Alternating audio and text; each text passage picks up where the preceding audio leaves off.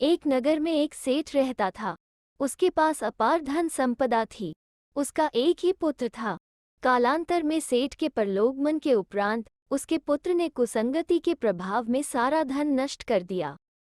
अब उसे खाने के लाले पड़ गए।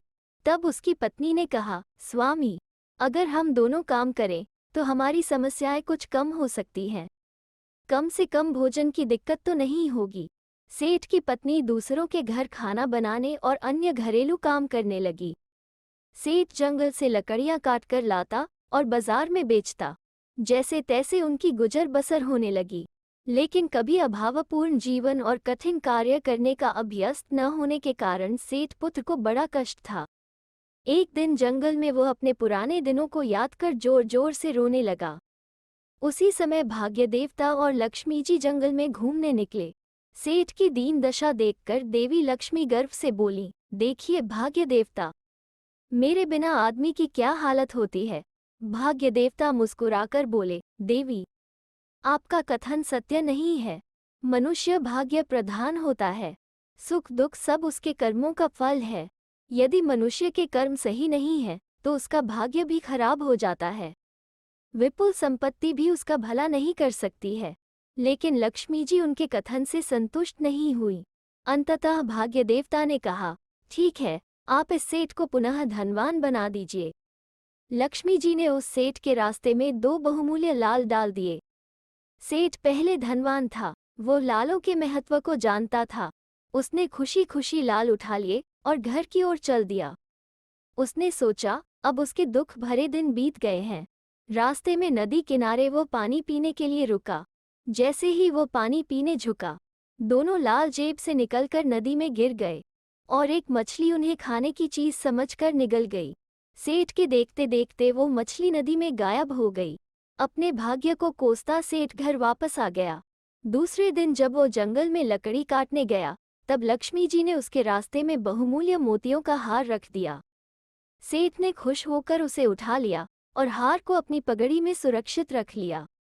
आज फिर वो पानी पीने के लिए नदी के किनारे पर गया, लेकिन सावधानीवश उसने पगड़ी उतारकर किनारे पर ही रख दी और पानी पीने लगा। भाग्य का खेल देखिए कि उसी समय एक चील पगड़ी से हार लेकर उड़ गई। सेठ फिर खाली हाथ रह गया। अगले दिन लक्ष्मी जी ने उसके रास्ते में सोने की अशर्फियों से भरी थैली रख दी। सेठ ने थैली को देखकर ऊपर वाले को धन्यवाद दिया। वो थैली को लेकर इस बार सीधे घर गया। घर पर उसने देखा कि दरवाजा बंद है। उसकी पत्नी किसी काम से पड़ोस में गई थी। उसने अशर्फियों की थैली को घर के बाहर ही एक खूंटी पर टांग दिया और अपनी पत्नी को बुलाने पड़ोसी के घर चला गया। उसी समय उसकी एक दूसरी पड़ोसन उसकी पत्नी से मिलने आई। उसने देखा कि दरवाजा बंद है और एक थैली बाहर खूंटी पर टंगी है। उत्सुकतावश उसने थैली को खोलकर देखा तो उसमें सोने की अशर्फियां भरी थीं। उसे लालच आ गया और वो थैली लेकर चुपचाप अपने घर चली गई। सेठ जब पत्नी के साथ घर वापस लौटा तो थैली गायब देखकर उसने अपना माथा पीट लिया। लक्ष्मी जी ने जब देखा कि उनके सारे प्रयास व्यर्थ हो गए तो उन्होंने भाग्य देवता से कहा कि अब आप प्रयास करिए।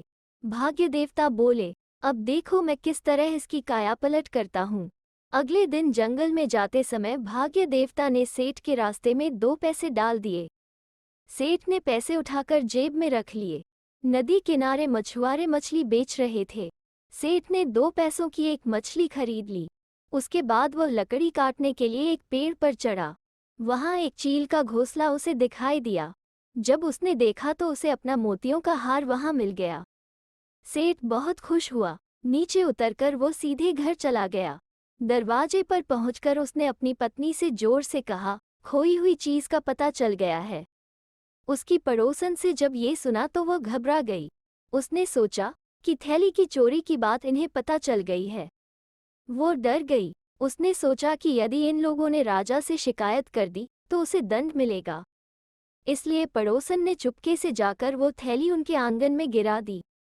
थैली पाकर सेठ दंपति बहुत खुश हुए। खाना बनाने के लिए जब सेठ की पत्नी ने मछली को काटा तो उसके पेट से 2 लाल निकले। अब तो उनकी खुशी का ठिकाना नहीं रहा। उनके पुराने दिन लौट आए। अब सेठ दंपति सदाचरण करते हुए सुखपूर्वक जीवन व्यतीत करने लगे। बहुत समय पहले की बात है। गंगा नदी के किनारे पर स्वर्णपुर नाम का एक गांव था। एक बार वहां पर राम कथा का आयोजन किया गया। राम कथा सुनाने के लिए एक बहुत ही प्रसिद्ध कथावाचक को बुलाया गया। कथावाचक पंडित जी बहुत योग्य और कर्मकांडी थे। नियम पूर्वक दोनों समय संध्या करते थे। वे बहुत विद्वान थे। उनकी वाणी में अद्भुत आकर्षण था। जब वे कथा सुनाते तो लोग मंत्रमुग्ध हो जाते थे। स्वर्णपुर के लोग बहुत प्रसन्न थे। सब बढ़ चढ़कर इस ज्ञान यज्ञ में अपना सहयोग दे रहे थे। कथा सुनने के लिए भी बहुत दूर दूर से लोग आते थे। कथा दोपहर में और शाम को होती थी। गंगापा के गांव की एक ग्वालिन भी कथा सुनने आती थी। वो ग्वालिन अनपढ़ थी और पूजा पाठ, नियम, धर्म नहीं जानती थी, लेकिन पंडित जी की कथा उसे बहुत अच्छी लगती थी। उसने पहले कभी कोई कथा नहीं सुनी थी, लेकिन उसके मन में श्रद्धा और विश्वास बहुत था। वो पंडित जी की प्रत्येक बात को परम सत्य मानती थी। वो रोज पंडित जी के लिए दूध लाती थी, लेकिन उसे एक समस्या थी। वो केवल दोपहर की कथा में ही शामिल हो पाती थी, क्योंकि शाम की कथा के बाद उसे वापस घर जाने में समस्या होती थी, क्योंकि रात के समय कोई नाव वाला उसे गंगा पार करने को तैयार नहीं होता था। एक दिन उसने कथावाचक पंडित जी को अपनी समस्या बताई और उनसे कथा का समय बदलने का अनुरोध किया।